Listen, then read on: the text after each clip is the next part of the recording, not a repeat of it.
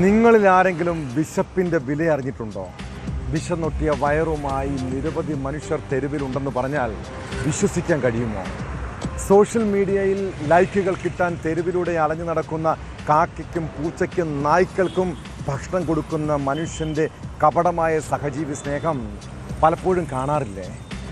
പട്ടിണി കിടക്കുന്ന സ്വന്തം കൂടപ്പിറപ്പിനും അയൽക്കാരനും ആരോരുമില്ലാത്തവരും ഒരു നേരത്തെ അന്നം കൊടുക്കാത്ത ദുഷ്ട മനസ്സുള്ളവരുടെ നാടാണിത്. വിശപ്പടക്കാൻ ഭക്ഷണം മോഷ്ടിച്ചവനെ തല്ലിക്കൊന്ന മനുഷ്യർ.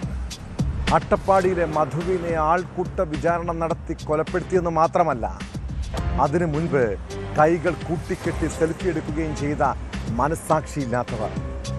മധുവിന് നീതി കിട്ടാൻ 8 വർഷത്തോളം ആ കുടുംബം നിയമ പോരാട്ടം നടത്തി. ഒടുവിൽ 12 പ്രതികൾക്ക് ജീവപര്യന്തം തടവ് ശിക്ഷ വിധിച്ചെങ്കിലും 1-ാം പ്രതിയെ കുറ്റവിമുക്തനാക്കിയത് ആരുടെ വീഴ്ചയാണ്? എന്താണ് മധു വധക്കേസിൽ സംഭവിച്ചത്? വിശദമായി പരിശോധിക്കുകയാണ് പോലീസ് പട്രോൾ. സ്വാഗതം.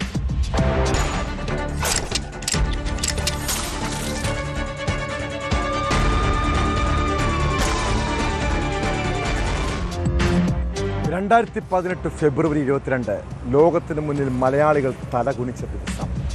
വിശന്നൊട്ടിയ വയറുമായി മല കയറി വന്ന ഒരു യുവാവിനെ തല്ലിക്കൊന്നത് ഓർമ്മയുണ്ടോ? എങ്ങനെ മറക്കാനാണല്ലേ? അവൻ്റെ പേരാണ് മധു. പട്ടിണി മാറ്റാൻ ഒരൽപ്പം അരിയും മല്ലിപ്പൊടിയും മോഷ്ടിച്ചു എന്ന പേരിൽ ആൾക്കൂട്ടം വിചാരണ നടത്തി മർദ്ദിച്ചു കൊലപ്പെടുത്തിയ ആദിവാസി യുവാവ്. ആ ക്രൂരത കാട്ടിയവർക്ക് എന്ത് ശിക്ഷ കൊടുത്താൽ സാധുവായ മനുഷ്യന് നീതി കിട്ടും? പല അട്ടിമറികളും സാക്ഷികളുടെ കൂറുമാറ്റവും വിചാരണ വൈകിപ്പിക്കലും ഉൾപ്പെടെ കണ്ട കേസിൽ വിചാരണ കോടതി ശിക്ഷ വിധിച്ചപ്പോൾ നീതിപീഠം പോലും തലകുനിച്ച് കാണും. വീണ്ടും വർഷങ്ങൾ നീണ്ട നിയമ പോരാട്ടം. ഒടുവിൽ കുടുംബ പ്രതീക്ഷയുടെ കാത്തിരുന്ന ദിവസം.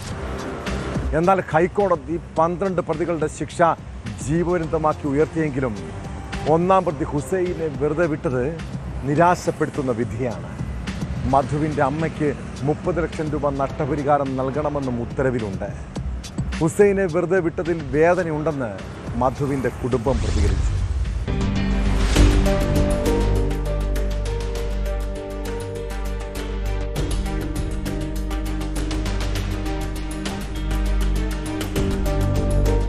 അട്ടപ്പാടി മധു വധക്കേസിൽ ആകെ ഉണ്ടായിരുന്നത് 16 പ്രതികൾ.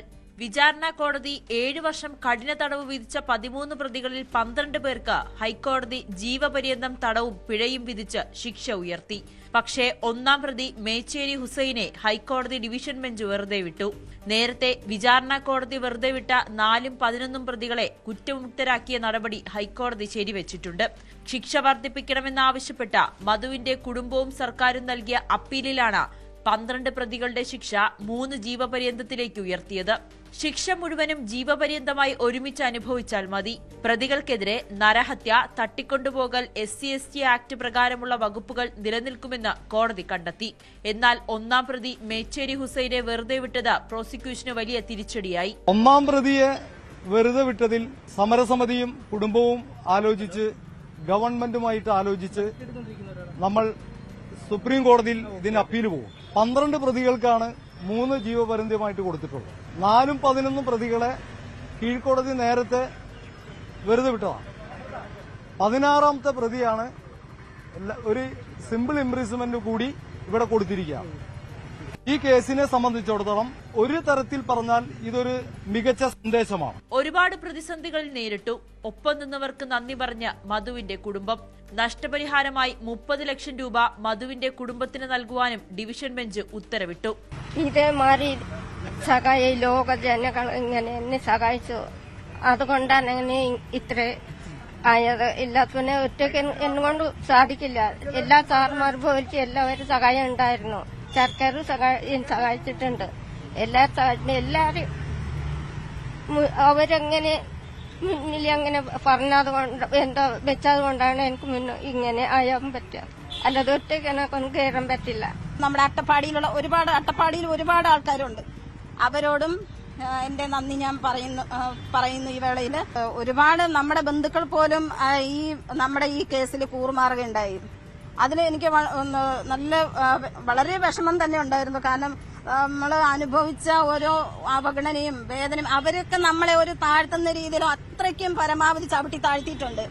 അതിൽ നിന്നെല്ലാം നമ്മളെ ബഹുമാനപ്പെട്ട ഹൈക്കോടതിയിൽ എത്തിയപ്പം അതിലൊരു നല്ലൊരു ആശ്വാസമാണ് ഞങ്ങൾക്ക് തന്നിട്ടുള്ളത്. 16-ാം പ്രതി മുനീറിന് നേരത്തെ 3 മാസം മാത്രമായിരുന്നു വിചാരണ കോടതി ശിക്ഷ വിധിച്ചത്. ഇത് 1 വർഷമായി ഡിവിഷൻ ബെഞ്ച് ഉയർത്തി. ഭക്ഷണം മോഷ്ടിച്ചെന്നാരോപിച്ചായിരുന്നു മധുവിനെ 2018 ഫെബ്രുവരി 22-ന് തല്ലിക്കൊന്നത്. കേസിൽ 24 സാക്ഷികൾ കൂറുമാറിയിരുന്നു.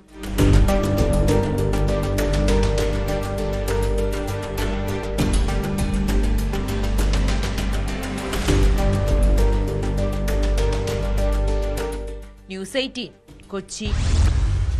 സ്കൂളിൽ പഠിക്കുമ്പോൾ മുതൽ 10 വർഷത്തോളം പ്രണയിച്ച ശേഷം വിവാഹം കഴിച്ചവരാണ് കാസർഗോഡ് പാണലത്തെ ആദിലും ഫാത്തിമയും. നല്ല വിദ്യാഭ്യാസവും സാമ്പത്തികവും ഒക്കെയുള്ള കുടുംബങ്ങൾ. എന്നാൽ അവൾ സ്വപ്നം കണ്ടതുപോലെ ആയിരുന്നില്ല ദാമ്പത്യ ജീവിതം. തുടക്കം മുതൽ സ്ത്രീധനത്തിൻ്റെ പേരിൽ പ്രശ്നങ്ങൾ, മാനസികവും ശാരീരികവുമായ പീഡനം. 1-ാം വിവാഹ വാർഷികത്തിൻ്റെ തലേ ദിവസം എന്തായിരിക്കും ആ വീട്ടിൽ സംഭവിച്ചത്? ആസിഡ് കഴിച്ച് യുവതി മരിച്ച കേസിൽ പല ദുരൂഹതകളുമുണ്ട്. ഫാത്തിമത്തിൻ്റെ ശരീരത്തിൽ പലയിടത്തും മർദ്ദനമേറ്റ പാടുകൾ ഉള്ളതായി ഇൻക്വസ്റ്റ് റിപ്പോർട്ട്. ഇതിൽ പലതും പുതിയ പാടുകളാണെന്നും റിപ്പോർട്ടിൽ പറയുന്നു. കേസിൽ ഭർത്താവ് മുഹമ്മദ് ആദിലിനെ ആത്മഹത്യാ പ്രേരണാ കുറ്റം ചുമത്തി പോലീസ് അറസ്റ്റ് ചെയ്തു. കേസിൽ പ്രതിയായ ഭർത്തൃമാതാവ് ആയിഷയ്ക്കായി പോലീസ് അന്വേഷണം ഊർജിതമാക്കി.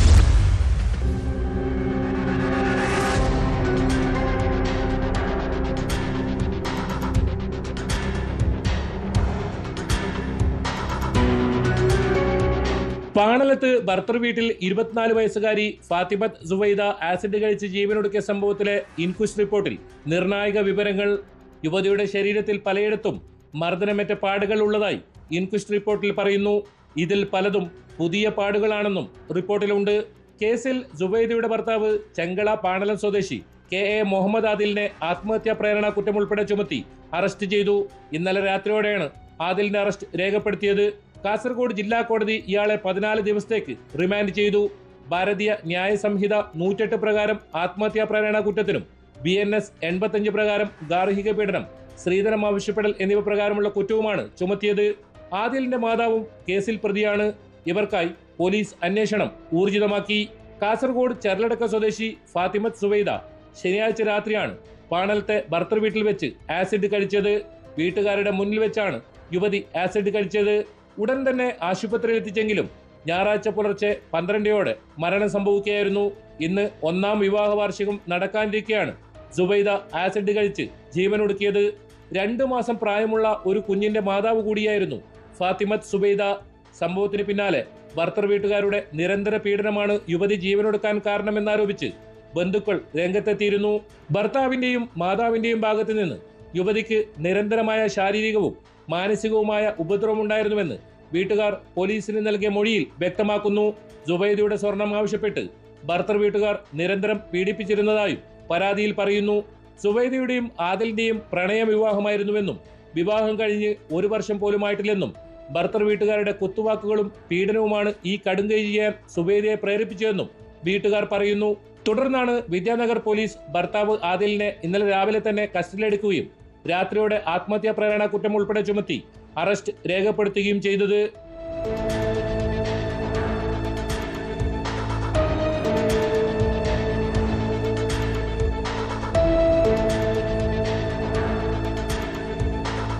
ന്യൂസ് 18 കാസർഗോഡ്. കേരളത്തിൽ വയോജനങ്ങൾക്കായി പ്രത്യേക വകുപ്പ്. ഈ പ്രഖ്യാപനം നിരവധി മനുഷ്യർക്ക് പ്രതീക്ഷയും ആശ്വാസവുമാണ്. എന്നാൽ ഇതുകൊണ്ട് എന്താണ് പ്രയോജനം? വയോധികരുടെ സുരക്ഷ ഉറപ്പാക്കാനുള്ള എന്ത് നടപടിയാകും ഉണ്ടാവുക? ഓരോ ദിവസവും ആശങ്കപ്പെടുത്തുന്ന ഒട്ടേറെ സംഭവങ്ങളെക്കുറിച്ച് കേൾക്കാറുണ്ട്. വയനാട് കോട്ടത്തലയിലെ ഫാത്തിമ എന്ന വയോധികയുടെ ദുരൂഹമരണം ചർച്ച ചെയ്യേണ്ടതാണ്. വീട്ടിൽ തനിച്ചു താമസിക്കുന്ന ഫാത്തിമയെ മോഷണശ്രമത്തിനിടെ കൊലപ്പെടുത്തിയതാണ് സംശയം. എന്നാൽ സ്വർണ്ണാഭരണങ്ങൾ പൊട്ടിച്ച നിലയിൽ കണ്ടെത്തിയെങ്കിലും ഒന്നും നഷ്ടപ്പെട്ടിട്ടില്ല. ഇത് പല സംശയങ്ങൾക്കും കാരണമായിട്ടുണ്ട്. സംഭവത്തിൽ പോലീസ് കേസെടുത്ത് അന്വേഷണം ഊർജിതമാക്കി.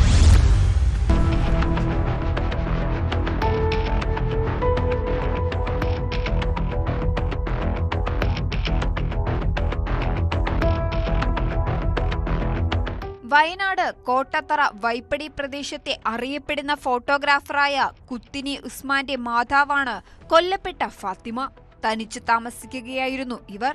ഫാത്തിമയുടെ കഴുത്തിലുണ്ടായിരുന്ന മാല ഉൾപ്പെടെയുള്ള ആഭരണങ്ങൾ കവർച്ച ചെയ്യാനുള്ള ശ്രമത്തിനിടയിലാണ് മരണം സംഭവിച്ചത് എന്നാണ് പോലീസിന്റെ പ്രാഥമിക വിവരം. എന്നാൽ മരണകാരണം എന്താണെന്ന് പോസ്റ്റ്മോർട്ടം നടപടികൾക്ക് ശേഷമേ ഔദ്യോഗികമായി വ്യക്തമാകൂ എന്ന് അധികൃതർ അറിയിച്ചു. സംഭവത്തെക്കുറിച്ച് നാട്ടുകാർ പറയുന്നത് ഇങ്ങനെയാണ്. 5:30-6 മണിയോടുകൂടി ഇളയ മകൻ ഉസ്മാൻ എന്ന് പറയുന്ന ആളാണ് ആദ്യമായിട്ട് ഇത് കാണുന്നത്. അത് കണ്ട് ഇവിടെ പിന്നെ നൈറ്റി ആയിരുന്നു വസ്ത്രം ഉണ്ടായിരുന്നത്. പിന്നെ ഒരു മാല പൊട്ടിയിട്ട് വരാന്തയിലുണ്ടായിരുന്നു. പിന്നൊരു ഈ കമ്മൽ മുറ്റത്തുണ്ടായിരുന്നു. അപ്പം അത് കഴിഞ്ഞ് പോലീസിനെ വിവരം അറിയിച്ചു. ആളുകളൊക്കെ കൂടി പോലീസിനെ വിവരം അറിയിച്ചു. കാര്യങ്ങളൊക്കെ ചെയ്ത് അതിന് ശേഷം മാനന്തവാടിയിലേക്ക് ബോഡി കൊണ്ടുപോയി. ഫാത്തിമയുടെ കഴുത്തിലുണ്ടായിരുന്ന മാല ഉൾപ്പെടെയുള്ള ആഭരണങ്ങൾ കവർച്ച ചെയ്യാനുള്ള ശ്രമത്തിനിടയിലാണ് മരണം സംഭവിച്ചത് എന്നാണ് പോലീസിന്റെ പ്രാഥമിക വിവരം.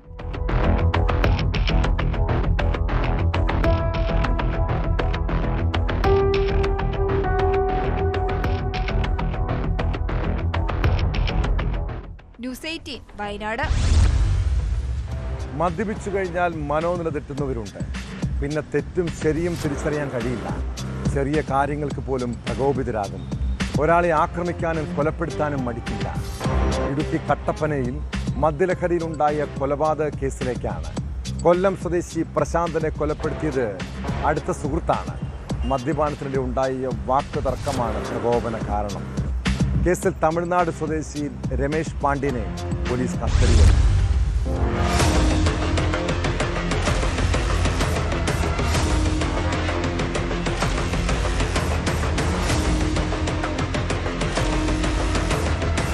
ഞായറാഴ്ച രാത്രിയിലാണ് കമ്പം സ്വദേശി രമേശ് പാണ്ഡ്യൻ കൊലപാതകം നടത്തിയത്.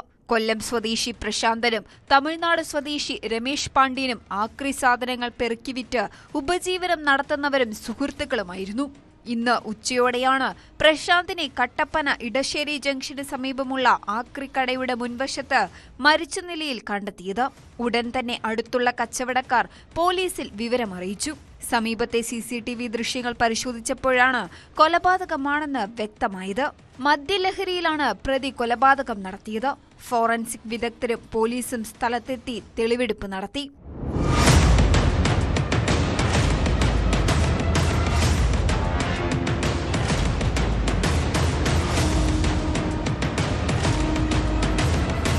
ന്യൂസ് 18 ഇടുക്കി.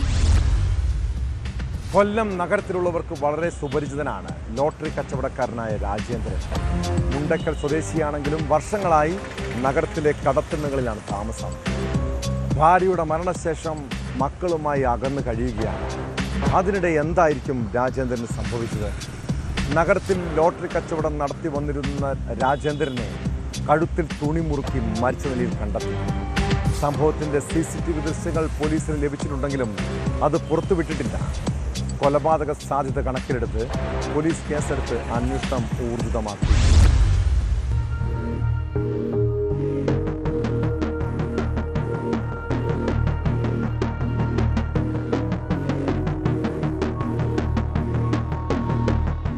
കൊല്ലം കമ്മീഷണർ ഓഫീസിന് സമീപമുള്ള കാർക്കൂൾ സ്ഥാപനത്തിന്റെ ഒഴിഞ്ഞ ഭാഗത്താണ് വയോധികന്റെ മൃതദേഹം കണ്ടെത്തിയത്. മുണ്ടക്കൽ സ്വദേശിയും നഗരത്തിൽ ലോട്ടറി കച്ചവടം നടത്തി വന്നിരുന്ന ആളുമാണ് മരിച്ച രാജേന്ദ്രൻ. സ്ഥാപനത്തിലെ സുരക്ഷാ ജീവനക്കാരൻ സ്ഥലത്തെത്തിയപ്പോഴാണ് രാജേന്ദ്രനെ മരിച്ച നിലയിൽ കണ്ടെത്തിയതും പോലീസിൽ വിവരം അറിയിച്ചതും.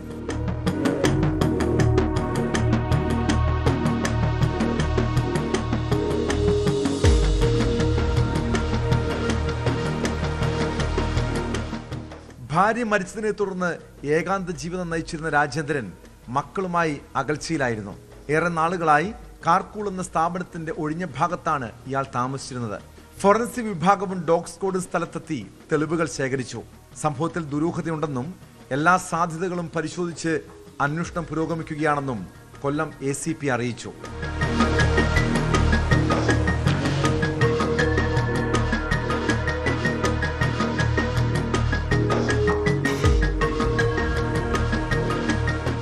ന്യൂസ് 18 കൊല്ലം. പകലും രാത്രിയും ക്രിമിനൽ സംഘങ്ങൾ നാട്ടിൽ ഭീതി വിതയ്ക്കുകയാണ്. ആളുകൾ നോക്കി നിൽക്കിയുള്ള അതിക്രമങ്ങൾ, പോലീസിന്റെ കൺമുന്നിൽ പോലും പരാക്രമം. മലപ്പുറം വണ്ടൂരിൽ CPM പ്രവർത്തകനെ കൊലപ്പെടുത്താൻ ശ്രമിച്ചത് ബാർബർ ഷോപ്പിൽ വെച്ചാണ്. ഷോപ്പിൽ അതിക്രമിച്ചു കയറിയ യുവാവ് കാപ്പിൽ സ്വദേശി സാജുവിനെ കൊല്ലുമെന്ന് ഭീഷണിപ്പെടുത്തിയ ശേഷമാണ് ആക്രമിച്ചത്. സംഭവത്തിൽ 3 പേർക്കെതിരെ പോലീസ് കേസെടുത്തു. കാപ്പിലിൽ തുടർച്ചയായി ഉണ്ടാകുന്ന രാഷ്ട്രീയ സംഘർഷത്തിന്റെ തുടർച്ചയാണ് ആക്രമണമെന്നാണ് സൂചന.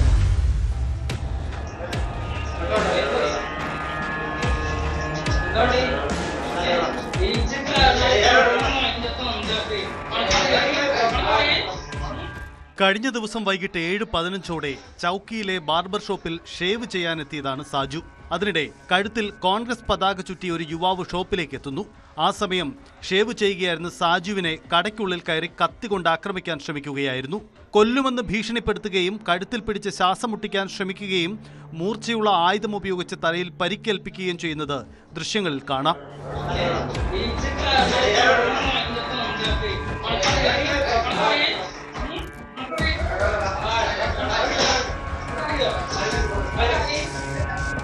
ബാർബർ ഷോപ്പിൽ ഉണ്ടായിരുന്നവർ അക്രമിയെ പിടിച്ചുമാറ്റാൻ ശ്രമിച്ചെങ്കിലും അവരെയും അയാൾ ആക്രമിക്കാൻ ശ്രമിച്ചു.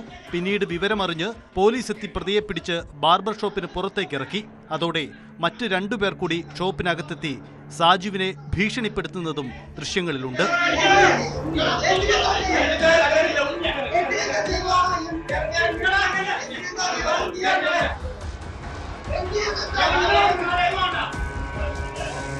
വണ്ടൂർ സ്വദേശികളായ രാഖിൽ, രോഹിത്, അഭിരാം എന്നിവരാണ് ആക്രമണം നടത്തിയതെന്ന് പോലീസ് പറയുന്നു. മുൻ വൈരാഗ്യത്തെ തുടർന്നാണ് ആക്രമണമെന്നാണ് വിവരം. സംഭവത്തിൽ ഭാരതീയ ന്യായ സംഹിതയിലെ വിവിധ വകുപ്പുകൾ പ്രകാരം വണ്ടൂർ പോലീസ് കേസ് രജിസ്റ്റർ ചെയ്ത് അന്വേഷണം ആരംഭിച്ചു.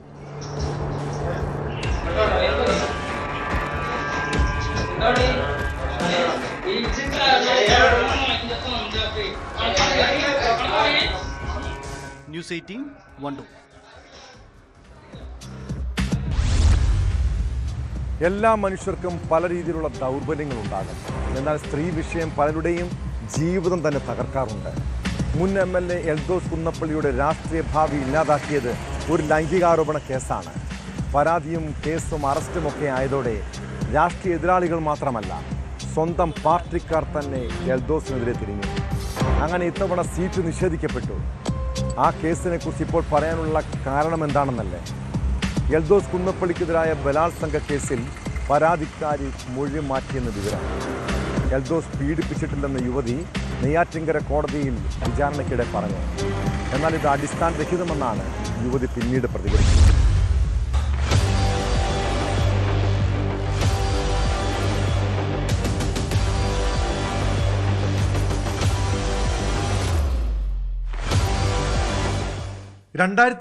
സെപ്റ്റംബർ 28 എൽദോസ് കുന്നപ്പള്ളി ശാരീരികമായി ഉപദ്രവിച്ചെന്ന് കാട്ടി പേട്ട സ്വദേശിനിയായ അധ്യാപിക പോലീസിൽ പരാതി നൽകിയത്. മദ്യപിച്ച് വീട്ടിലെത്തി തന്നെ ശാരീരികമായി ഉപദ്രവിച്ചെന്നും പിന്നീട് കാറിൽ ബലമായി കയറ്റി കോവളത്തേക്ക് പോകുമ്പോൾ വീണ്ടും ഉപദ്രവിച്ചെന്നുമായിരുന്നു പരാതി. കേസ് ഒത്തുതീർപ്പാക്കാൻ CI ശ്രമിച്ചെന്ന് യുവതി ആരോപിച്ചിരുന്നു. പരാതി പിൻവലിച്ചാൽ 30 ലക്ഷം രൂപ നൽകാമെന്ന് എൽദോസ് കുന്നപ്പള്ളി വാഗ്ദാനം ചെയ്തിരുന്നതായും യുവതി വെളിപ്പെടുത്തിയതോടെ അത് വലിയ രാഷ്ട്രീയ കോളിളക്കം സൃഷ്ടിച്ചു.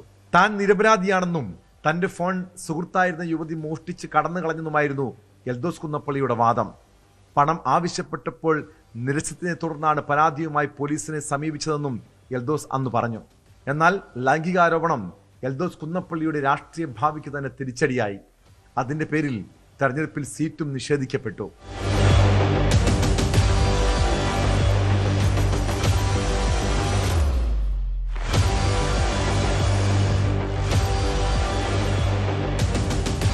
ഒടുവിൽ തെരഞ്ഞെടുപ്പ് ഫലം വന്ന് UDF സർക്കാർ അധികാരത്തിൽ വന്ന ശേഷമാണ് പരാതിക്കാരിയുടെ കൂറുമാറ്റം.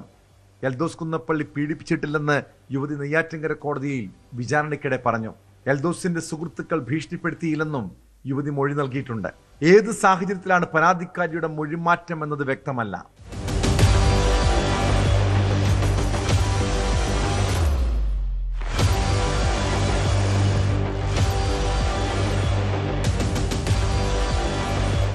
ന്യൂസ് 18 തിരുവനന്തപുരം.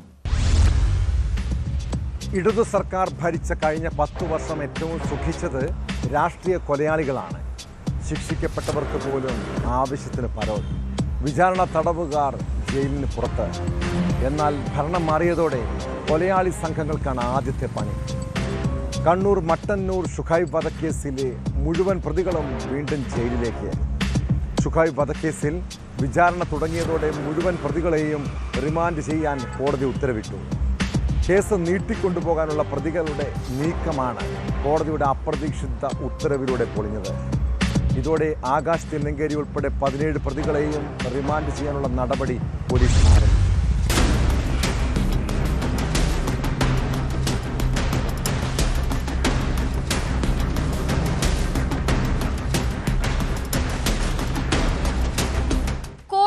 സൃഷ്ടിച്ച മട്ടന്നൂർ ഷുഹൈബ് വധക്കേസിൽ കഴിഞ്ഞ തിങ്കളാഴ്ച മുതലാണ് വിചാരണ ആരംഭിച്ചത്. കേസിൽ ഒന്നാം സാക്ഷിയുടെ വിചാരണ പൂർത്തിയാക്കി. എന്നാൽ രണ്ടാം സാക്ഷിയുടെ വിചാരണയ്ക്കിടെ പ്രതിഭാഗം അഭിഭാഷകരിൽ നിന്ന് നാടകീയ നീക്കങ്ങളുണ്ടായി. ഒന്നാം സാക്ഷിയുടെ വിചാരണ പൂർത്തിയാക്കിയത് ശരിയായ രീതിയിലല്ലെന്ന് പ്രതിഭാഗം പരാതി നൽകി.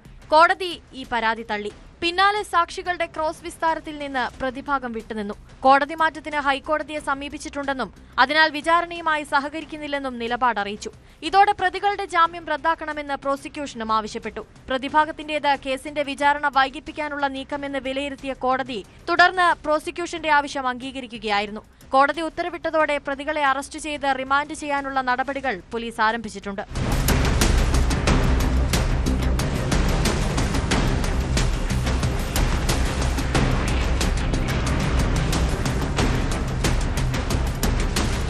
കേസ് അനന്തമായി നീട്ടിക്കൊണ്ടുപോകാനുള്ള സാധ്യത കണക്കിലെടുത്ത് കോടതി പ്രതികളുടെ ജാമ്യം റദ്ദാക്കി റിമാൻഡ് ചെയ്യാൻ ഉത്തരവിടുകയായിരുന്നു.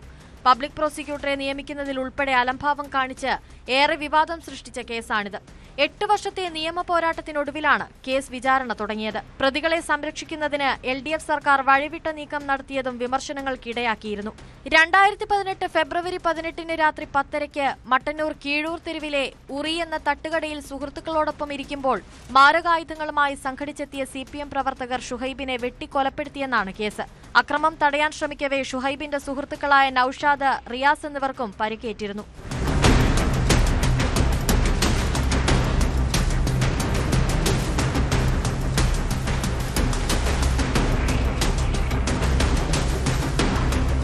ന്യൂസ് 18 കണ്ണൂർ. വാർദ്ധക്യകാലത്ത് ഒറ്റപ്പെടൽ അനുഭവിക്കുന്നവരാണോ നിങ്ങൾ? മക്കളൊക്കെ വിദേശത്താണെങ്കിൽ ഇനി തനിച്ചിരിക്കേണ്ട. കയ്യിൽ പണമുണ്ടെങ്കിൽ ആധുനിക സൗകര്യങ്ങളുള്ള റിട്ടയർമെന്റ് ഹോമുകളിൽ താമസിക്കാം. ഇങ്ങനെയുള്ള വാഗ്ദാനം കേട്ട് വിശ്വസിച്ച് ചതിക്കപ്പെട്ട വൃദ്ധമാതാപിതാക്കളുടെ കഥയാണിത്. തൊടുപുഴ മുതലക്കോടത്ത് വൃദ്ധസദനത്തിന്റെ പേരിൽ ലക്ഷങ്ങൾ തട്ടിയ പ്രതി അറസ്റ്റിലായി. അന്തേവാസികളിൽ നിന്ന് പണം വാങ്ങി വിദേശത്തേക്ക് കടന്ന തൊടുപുഴ സ്വദേശി ജീവൻ തോമസാണ് ബംഗളൂരു വിമാനത്താവളത്തിൽ വെച്ച് പിടിയിലായത്. ഇയാൾക്കായി നേരത്തെ പോലീസ് ലുക്കൌട്ട് നോട്ടീസ് ഇറക്കിയിരുന്നു. ആജീവനാന്തം പൂർണ്ണ ഉത്തരവാദിത്വത്തോടെ സംരക്ഷിക്കാമെന്ന് ഉറപ്പു നൽകി വലിയ തുക വാങ്ങി ഇയാൾ തട്ടിപ്പ് നടത്തിയെന്നാണ് പരാതി.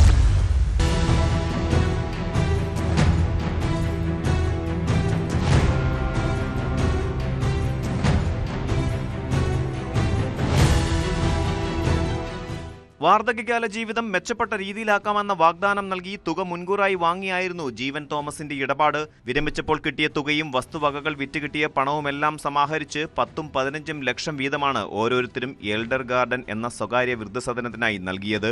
തൊടുപുഴയിലെത്തിയപ്പോഴാണ് പലരും വഞ്ചിക്കപ്പെട്ട കാര്യം അറിയുന്നതും. പഴകിയ കെട്ടിടവും അന്തരീക്ഷവും. 2025 ആദ്യം ജീവൻ അയർലൻഡിലേക്ക് മുങ്ങി.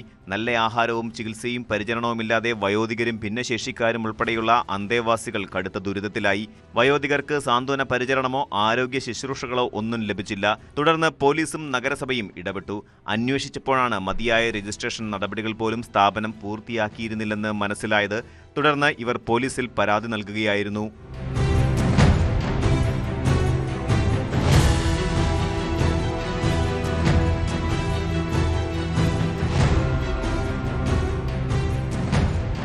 വിശ്വാസവഞ്ചന, ചതി, സ്വത്ത് തട്ടിയെടുക്കൽ എന്നീ വകുപ്പുകൾ പ്രകാരം കേസെടുത്തു.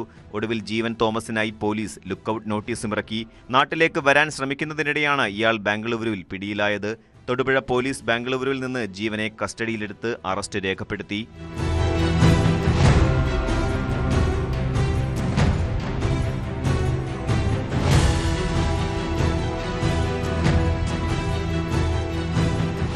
ജീവൻ തോമസ് സമാന രീതിയിൽ അനധികൃതമായി സൗപർണിക ഓൾഡ് ഏജ് ഹോം എന്ന പേരിൽ പാലക്കാട്ടും വൃദ്ധസദനം നടത്തിയിരുന്നു.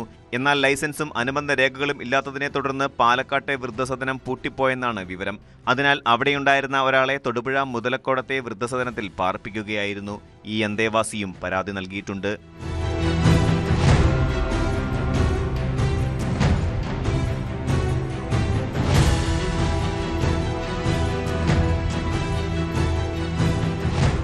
ന്യൂസ് 18 ഇടുക്കി. കാസർഗോഡ് പൂച്ചക്കാട് പ്രവാസിയായ മജീദിന്റെ വീട്ടിൽ നടന്ന കവർച്ച നാട്ടുകാരുടെ ഉറക്കം കെടുത്തിയ സംഭവമാണ്. മജീദിന്റെ വീട്ടിൽ നിന്ന് 45 പവൻ സ്വർണ്ണാഭരണങ്ങളും 6 ലക്ഷം രൂപയും നഷ്ടപ്പെട്ടിരുന്നു. സംഭവം നടന്ന 1 മാസത്തിന് ശേഷമാണ് കള്ളനെ പിടികൂടാൻ കഴിഞ്ഞത്. കേസിൽ അറസ്റ്റിലായ പ്രതി കോയമ്പത്തൂർ സ്വദേശി നടരാജനെ വീട്ടിലെത്തിച്ച് തെളിവെടുപ്പ് നടത്തി. മറ്റൊരു കവർച്ചാ കേസിലാണ് ഇയാൾ ഷൊർണൂർ പോലീസിന്റെ പിടിയിലായത്. സംഭവത്തിൽ പ്രാദേശിക സഹായം ലഭിച്ചതായി സംശയിക്കുന്നുണ്ട്. കവർച്ച നടത്തിയ സ്വർണം പോലീസ് കണ്ടെത്തി.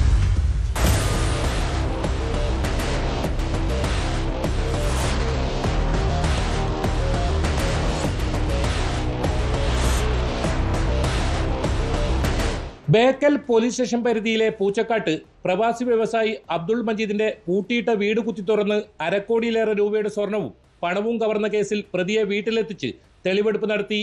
കോയമ്പത്തൂർ മേട്ടുപ്പാളയം സ്വദേശി നടരാജനെ മറ്റൊരു കവർച്ചാ കേസിലാണ് ഷൊർണൂർ പോലീസിന്റെ പിടിയിലായത്. പിന്നീട് ചോദ്യം ചെയ്യലിലാണ് പൂച്ചക്കാട്ടെ കവർച്ചയിൽ തുമ്പുണ്ടായത്. കവർച്ച നടത്തിയ സ്വർണം കണ്ണൂരിൽ നിന്നും അന്വേഷണ സംഘം കണ്ടെടുത്തു. ഇതിനിടയിൽ കവർച്ചയ്ക്ക് പ്രാദേശിക സഹായം ലഭിച്ചിട്ടുണ്ടെന്നാണ് പോലീസ് നിഗമനം.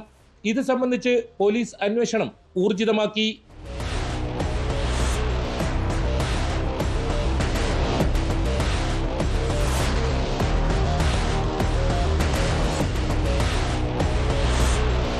കഴിഞ്ഞ ഏപ്രിൽ 16-ന് ഷൊർണൂർ ഗുരുവായൂരപ്പൻ നഗറിലെ വീടിന്റെ പൂട്ടു തകർത്ത് അലമാരയിൽ സൂക്ഷിച്ചിരുന്ന പണവും വീട്ടുമുറ്റത്ത് നിർത്തിയിട്ടിരുന്ന സ്കൂട്ടറും മോഷ്ടിച്ച കേസിലാണ് നടരാജ് പിടിയിലായത്. വീടുകളുടെ വാതിൽ കുത്തി തുറന്ന് മോഷണം നടത്തുന്നതാണ് നടരാജിന്റെ രീതി. കേരളത്തിലെത്തി മോഷണം നടത്തിയാൽ പിന്നെ ഉടൻ കർണാടകയിലേക്ക് രക്ഷപ്പെടും. പിടിക്കപ്പെടാതിരിക്കാൻ മൊബൈൽ ഫോൺ ഉപയോഗിക്കാറില്ല. ഇതിനിടയിൽ കോയമ്പത്തൂർ മേട്ടുപ്പാളയത്തിൽ നിന്ന് അതിസാഹസികമായാണ് പിടികൂടിയത്. പോലീസിന്റെ വലയിലാകുന്നതിന് ദിവസങ്ങൾക്ക് മുൻപാണ് നടരാജൻ ബേക്കലിൽ കവർച്ച നടത്തിയത്. വാതിൽ കുത്തി തുറന്ന പ്രതി 45 പവൻ സ്വർണവും 35,000 രൂപയുമാണ് കവർച്ച നടത്തിയത്. പൂട്ടിയിട്ട വീടിന്റെ മുൻവാതിൽ പിക്കാസ് ഉപയോഗിച്ച് കുത്തിപ്പൊളിച്ചാണ് കവർച്ച നടത്തിയത്. 2 കിടപ്പുമുറികളിലെ അലമാരകളിൽ സൂക്ഷിച്ചിരുന്ന പണവും സ്വർണവുമാണ് നഷ്ടമായത്. ഇയാൾക്കെതിരെ കേരള, കർണാടക, തമിഴ്നാട് എന്നീ സംസ്ഥാനങ്ങളിലായി 30-ലധികം കേസുകൾ നിലവിലുണ്ട്. ജില്ലാ പോലീസ് മേധാവിയുടെ മേൽനോട്ടത്തിൽ പ്രത്യേക സ്ക്വാഡാണ് കേസ് അന്വേഷിക്കുന്നത്.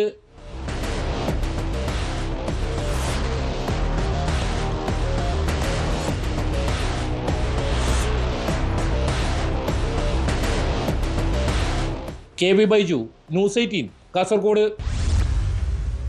നമ്മുടെ നാട്ടിൽ CCTVകളില്ലാത്ത സ്ഥലങ്ങളുണ്ടോ? മോഷണവും കുറ്റകൃത്യങ്ങളും തടയാനാണ് നിരീക്ഷണ ക്യാമറകൾ സ്ഥാപിക്കുന്നത്. എന്നിട്ട് മോഷണത്തിന് എന്തെങ്കിലും കുറവുണ്ടോ? CCTVകളെ പോലും വകവെക്കാതെയാണ് കവർച്ചാ സംഘങ്ങൾ മോഷ്ടിക്കാൻ ഇറങ്ങുന്നത്. കാസർഗോഡ് നീലേശ്വരത്ത് ക്ഷേത്രത്തിൽ കഴിഞ്ഞ രാത്രിയിലായിരുന്നു കവർച്ച. കോട്ടപ്പുറം ശ്രീ വൈകുണ്ഠ ക്ഷേത്രത്തിൻ്റെ 6ഓളം ഭണ്ഡാരങ്ങൾ കുത്തി തുറന്നു. ശ്രീകോവിലും ഓഫീസിലെ ഷെൽഫും കുത്തി തുറന്നിട്ടുണ്ട്. CCTVയിൽ നിന്ന് ലഭിച്ച മോഷ്ടാവിൻ്റെ ദൃശ്യം കേന്ദ്രീകരിച്ചാണ് അന്വേഷണം.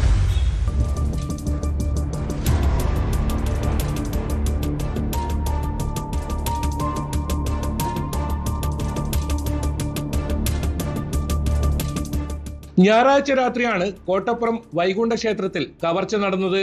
തിങ്കളാഴ്ച രാവിലെ ക്ഷേത്രത്തിന് സമീപമെത്തിയ തൊഴിലാളികളാണ് പള്ളിയറ കുത്തിത്തുറന്ന നിലയിൽ കണ്ടത്. ഉടൻ ക്ഷേത്ര ഭാരവാഹികളെയും പോലീസിനെയും വിവരമറിയിച്ചു. പോലീസ് നടത്തിയ പരിശോധനയിൽ ക്ഷേത്ര ഭണ്ഡാരങ്ങൾ കുത്തിത്തുറന്നതായി കണ്ടെത്തി. ക്ഷേത്രം ഓഫീസും തുറന്നിട്ടുണ്ട്. ഇവിടെ ഷെൽഫിൽ സൂക്ഷിച്ച 30,000 രൂപ മോഷണം പോയിട്ടുണ്ട്. ഭണ്ഡാരങ്ങൾ 15 ദിവസം മുൻപ് തുറന്നതിനാൽ കൂടുതൽ പണം അതിലുണ്ടാകാൻ സാധ്യതയില്ലെന്നാണ് ക്ഷേത്ര ഭാരവാഹികൾ പറയുന്നത്. ഞായറാഴ്ച രാത്രി 8:30-ന് മോഷ്ടാവ് ക്ഷേത്രത്തിൽ കയറുന്നതിന്റെയും പിന്നീട് പുലർച്ചെ 12:30-ന് പുറത്തിറങ്ങുന്നതിന്റെയും CCTV ദൃശ്യങ്ങൾ ലഭിച്ചിട്ടുണ്ട്.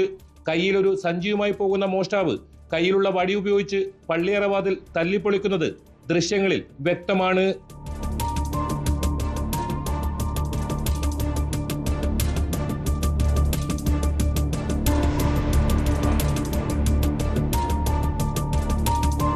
നിരവധി തവണ ക്ഷേത്രം മതിൽക്കെട്ടിനകത്തും പുറത്തേക്കും മോഷ്ടാവ് കടക്കുന്നതും ദൃശ്യങ്ങളിലുണ്ട്. ക്ഷേത്ര ഓഫീസിനകത്തു നിന്ന് പണത്തിനു പുറമെ മറ്റ് എന്തൊക്കെ നഷ്ടപ്പെട്ടു എന്നും പരിശോധിക്കുന്നുണ്ട്. ക്ഷേത്രം സെക്രട്ടറി എ രാജുവിന്റെ പരാതിയിൽ നീലേശ്വരം പോലീസ് കേസെടുത്തു. വിരലടയാള വിദഗ്ധരും ഡോഗ് സ്ക്വാഡും സ്ഥലത്തെത്തി പരിശോധന നടത്തി.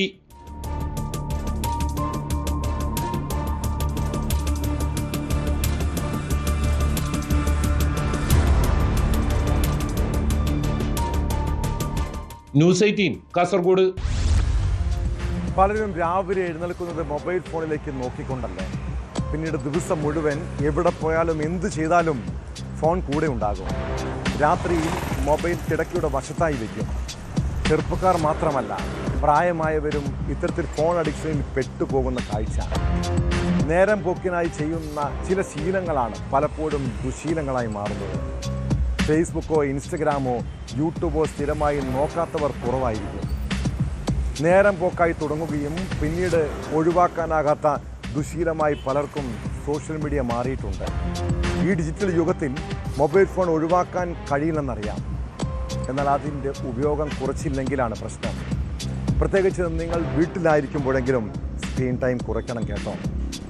ഇല്ലെങ്കിൽ ഇത് വ്യക്തിപരമായി മാത്രമല്ല ബാധിക്കുന്നത്. പല വീടുകളിലും കുടുംബ പ്രശ്നങ്ങൾക്കും ഫോണാണ് പ്രധാന വില്ലൻ. ഇതോടെ പോലീസ് പട്രോൾ പൂർണ്ണമാകുന്നു. നമസ്കാരം.